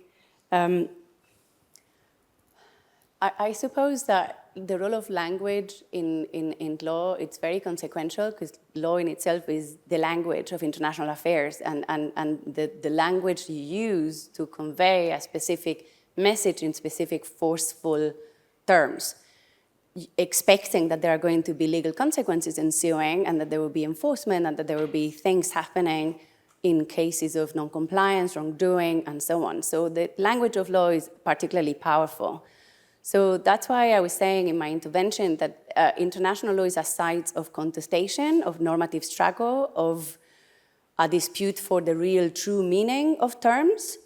And I suppose there are situations which are much more complex, much more sensitive due to historical factors, religious factors, political factors, cultural factors that influence the way in which we address the issue, the way in which different parts to the conversation are ready to concede ground to the other, and that all complexifies the terrain, and it makes it more difficult to agree, that we have to agree in the first place. So I don't know if there is an agreement that we need to reach an agreement at some point on certain situations. So Gaza would be one, but there are other very intricate and complex conflicts around the world. I mean, Sudan, for instance, we don't speak about it anymore, but there appears to be an ongoing genocide there as well. It started off with the war in Darfur several years ago, and it's coming back biting. We also don't speak about Yemen, but Yemen is also a very complex situation. How do we speak about that? And I suppose different actors with different sensitivities will have different messages to convey and will use law as a tool to convey them and will choose very carefully the terms. And those terms will dictate the manner in which the debate is being conducted. So I would be mindful of the multi-layeredness of this, the complexity, the sensitivities. And I think the first agreement we need to reach is that we need to agree on how to handle these issues. Do you want to add something? No, then we have reached the end of our discussion. Please join me in a round of applause for our great speakers.